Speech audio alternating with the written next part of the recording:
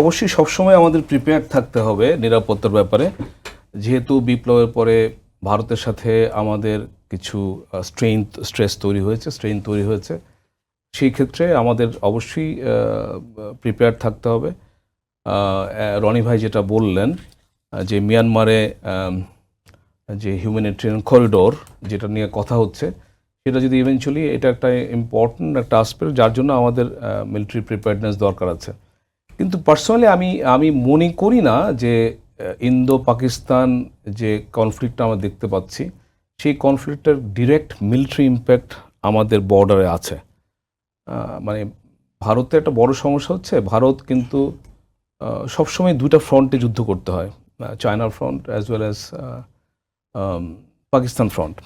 যেই কারণে ভারত কখনোই অনেক মিলিটারি পাকিস্তানের চেয়ে অনেক সুপিরিয়র হলেও যখন পাকিস্তানের সাথে যুদ্ধ করতে যায় সেই সুপিরিয়রিটি তার থাকে না, এটা নিয়ার প্যারিটি থাকে, কাছাকাছি। এবং কিছু কিছু ক্ষেত্রে আসলে পাকিস্তান একটু ভালো এজ পায় ভারতের against in terms of air force.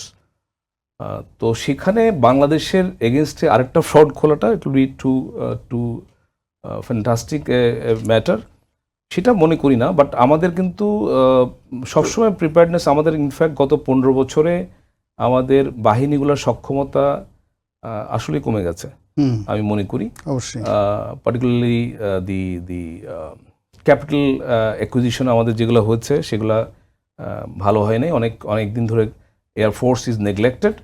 তো সেই সব ক্ষেত্রে আমাদের ডিফেন্স প্রিপেয়ারনেস এই ইন্দো পাকিস্তান কনফ্লিক্টের কথা বাদ দিয়েও আমাদের ডিফেন্স প্রিপেয়ারনেস অনেক বাড়ানো উচিত।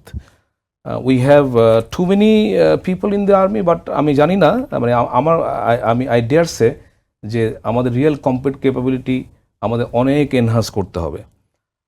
আর বর্ডারে আমাদের যে preparedness in terms of BGB, in terms of the people's integration, সেটা তো করতেই হবে। আজকে আমরা দেখলাম, আপনার ইয়েতে দেখলাম যে পুশিন হচ্ছে, কুড়িগ্রামে হলো এবং চিরং হিল ট্রেক্সে হলো। These are very bad sign.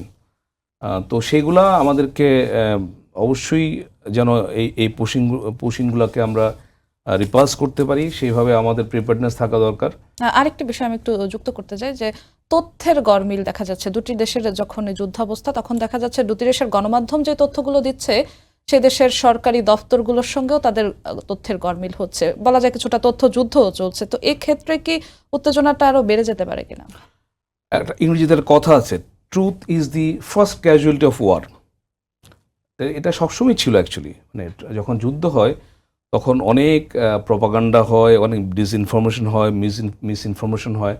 আর বিশেষ করে এই সোশ্যাল মিডিয়ার যুগে তো আসলে সঠিক ইনফরমেশন গ্লিন করা খুব ডিফিকাল্ট। তো এটা তো অবশ্যই মানে একটা ইস্যু। আর আমাদের ক্ষেত্রে আমি একটা জিনিস যেটা মনে করি, রনি ভাইয়ের সাথে একটু আমি দ্বিমত করেই বলছি, আসলে আমাদের বেশি হাইপ তৈরি করা উচিত না। This is a war between India and Pakistan, it's not our war.